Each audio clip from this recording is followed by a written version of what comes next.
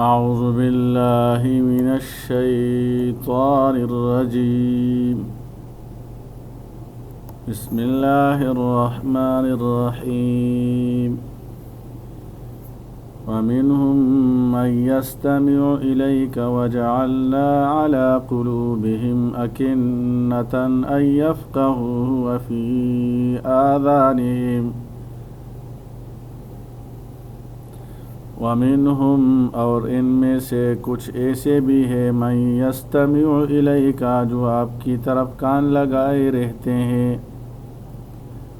وجعلنا على قلوبهم أكنة اور ہم نے ان کے دلوں پر ایسے پردے ڈال دیے ہیں ان یفقہوہ کہ ممکن نہیں کہ وہ اس قرآن کو سمجھے.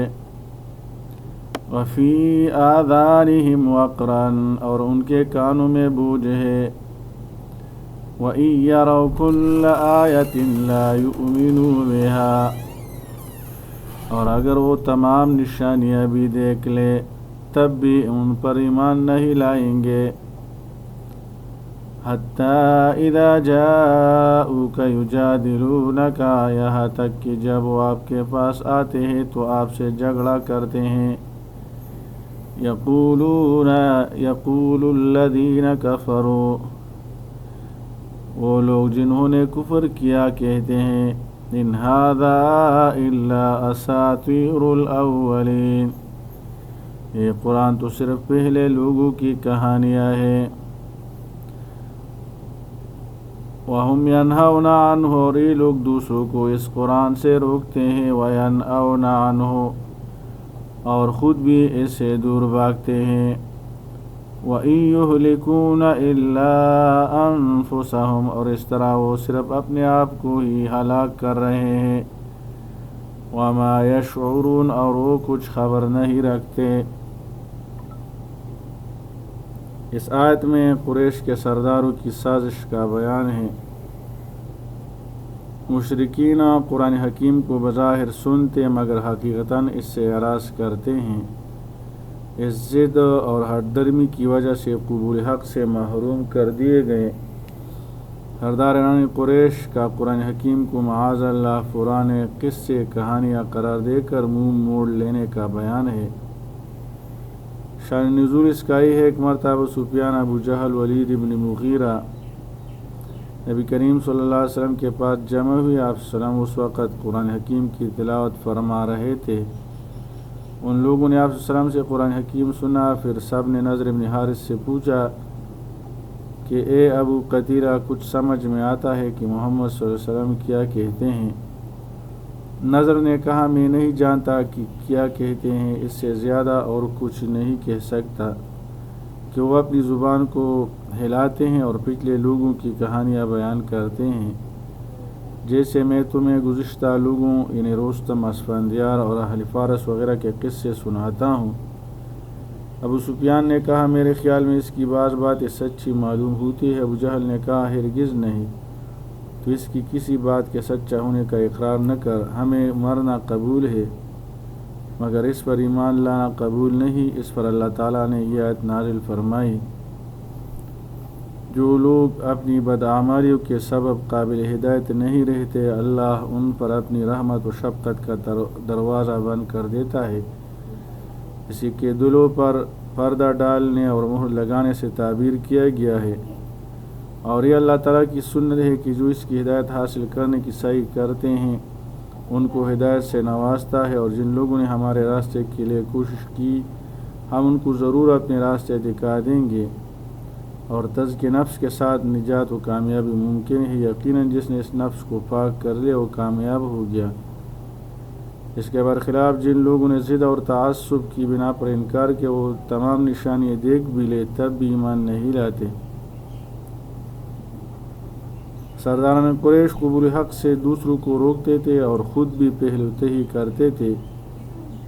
یوں وہ دوہرے جرم کے مرتکب ہو رہے تھے. حق سے روکنے اور خود روکنے کا نتیجہ یہ ہوتا ہے کہ انسان اپنے انجام سے بے خبر اپنی ہی ہاتھوں اپنی تباہی اور بربادی کا سامان کر رہا ہوتا ہے. بدترین لوگ وہ ہیں جو خود بھی ہدایت سے محروم رہتے ہیں اور دوسروں کو ہدایت سے محروم رکھنے کی مذموم کوشش کرتے ہیں۔ وَهُمْ يَنْهَوْنَ عَنْهُ وَيَنْأَوْنَ عَنْهُ إِنْ يُهْلِكُونَ إِلَّا أَنفُسَهُمْ وَمَا يَشْعُرُونَ وَلَوْ تَرَىٰ إِذْ وُقِفُوا عَلَى النَّارِ، اور اگر آپ اس وقت دیکھیں جب انہیں آگ کے کنارے پر کھڑا کیا جائے گا، فَقَالُوا يَا لَيْتَنَا نُرَدُّ، تو کہیں گے کاش ہم دنیا میں واپس بھیج دیے جائیں، مَا كَانُوا وَلَا نُكَذِّبَ بِآيَاتِ رَبِّنَا، اور ہم اپنے رب کی آیات کو نہ جھٹلائے، وَنَكُونَ مِنَ الْمُؤْمِنِينَ، اور ہم ایمان لانے والوں میں سے ہو جائے۔ قیامت کے دن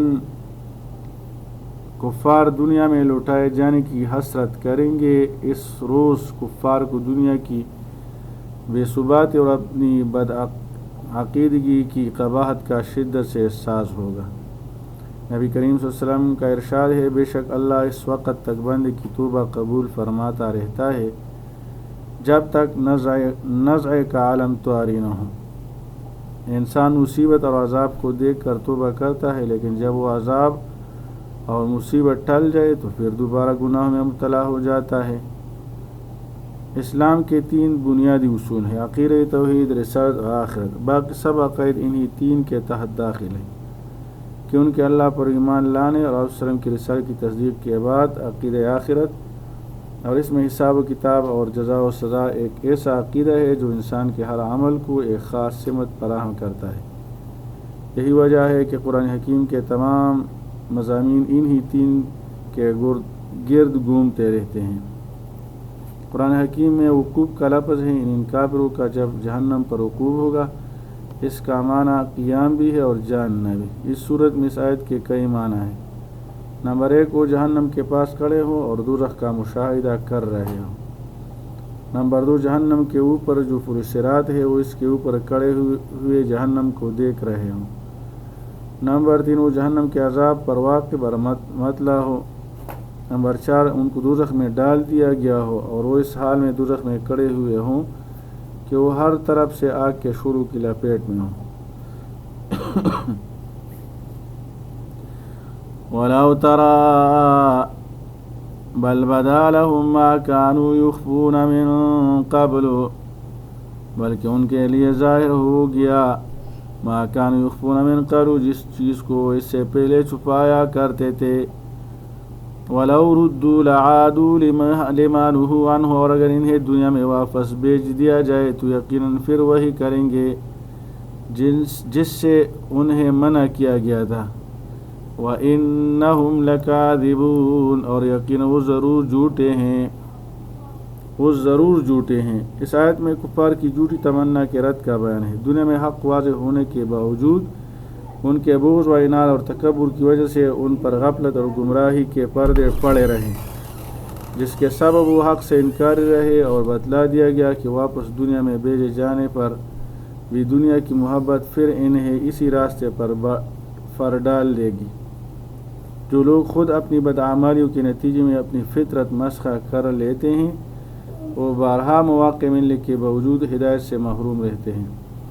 مفسرین کی ایک رائے کے مطابق یہ آیت منافقین کے بارے میں ہے جو جھوٹی قسمیں کھا کر اپنے نفاق کو چھپایا کرتے تھے، یا پھر اس سے کفار کے سردار مراد ہے جو قرآن حکیم اور رسول اللہ صلی اللہ علیہ وسلم کا سچا ہونا جانتے تھے مگر اپنے پیروکاروں سے چھپاتے تھے۔ قیامت کے دن یہ حقیقت ان کے پیروکاروں پر کھل جائے گی اور انہیں معلوم ہو جائے گا کہ یہ ہمیں دھوکہ دیتے رہے ہیں۔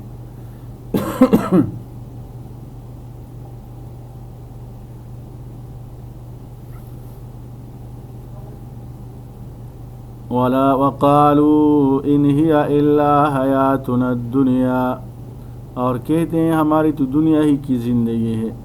وَمَا نَحْنُ بِمَبْعُوثِينَ، اور ہم مرنے کے بعد نہیں اٹھائے جائیں گے۔ مشرکین کے دنیا میں باطل عقائد پر اڑے رہنے کے اسباب مندرجہ ذیل تھے۔ نمبر 1، انہیں قیامت، جزا و سزا اور جنت دوزخ پر ایمان نہ تھا۔ نمبر 2، ان کے نزدیک زندگی بس یہی دنیاوی زندگی تھی۔ نمبر 3، وہ موت کے بعد کی زندگی کے قائل نہ تھے۔ یوں اعمال کی جواب دہی کے منکر تھے اور بے فکر ہو کر اپنی گمراہیوں میں پڑے ہوئے تھے۔ عملی بات آج کل کفر و الحاد کے مختلف شیڈز ہیں۔ اس زمانے میں بھی ایسے ہی تھا۔ آج ایسے لوگ بھی دنیا میں موجود ہیں جو اللہ کو تو مانتے ہیں، آخرت کو نہیں مانتے۔ ایسے لوگ بھی ہیں جو اللہ اور آخرت کو مانتے ہیں لیکن رسالت کو نہیں مانتے۔ کچھ ایسے لوگ بھی ہیں جو بالکل ملحد اور مادہ فرض ہیں، اور ان کا عقیدہ یہ ہے کہ ہم خود ہی پیدا ہوتے ہیں اور خود ہی اپنی طبعی موت مر جاتے ہیں، اور ہماری صرف یہی زندگی ہے، مرنے کے بعد جی اٹھنے کا کوئی معاملہ نہیں۔ اسی طرح اس دور میں بھی کفر و شرک کے مختلف طریقے تھے۔ قریش کے اکثر لوگ اور عرب کے بیشتر مشرکین اللہ کو مانتے تھے، آخرت کو مانتے تھے، بعض بعد الموت کو بھی مانتے تھے، لیکن اس کے ساتھ وہ بتوں کی عبادت بھی کرتے تھے اور ان کی سفارش اور شفاعت کے قائل تھے۔ یہ بعض بعد الموت، مرنے کے بعد دوبارہ جی اٹھنے کا انکار ہے جو ہر کافر کرتا ہے، اور اس حقیقت سے انکار ہی دراصل ان کے کفر و عصیان کی سب سے بڑی وجہ ہے، ورنہ اگر انسان کے دل میں عقیدہ آخرت کی صداقت اور راسخ ہو جائے تو کفر و معصیت کے راستے سے فوراً طائب ہو جائے گا۔ گویا دنیا میں شر اور فساد کی بنیادی وجہ آخرت کا انکار ہے۔ وَلَوْ تَرَىٰ إِذْ وُقِفُوا عَلَىٰ رَبِّهِمْ، اور اگر آپ اس وقت دیکھیں جب وہ اپنے رب کے سامنے کھڑے کیے جائیں گے، قَالَ أَلَيْسَ هَٰذَا بِالْحَقِّ، وہ فرمائے گا کیا یہ مرنے کے بعد زندہ ہونا حق نہیں؟ قَالُوا بَلَىٰ وَرَبِّنَا، وہ کہیں گے کیوں نہیں، ہمارے رب کی قسم۔ قَالَ فَذُوقُوا الْعَذَابَ بِمَا كُنتُمْ تَكْفُرُونَ، اللہ فرمائے گا تو چکھو عذاب کا مزہ اس کے بدلے جو تم کفر کیا کرتے تھے۔ آخرت میں کفار پر فرد جرم عائد ہوگا اور انہیں سزا بھی دی جائے گی۔ روز قیامت بعث بعد الموت کا اعتراف انہیں کوئی نفع نہ دے گا۔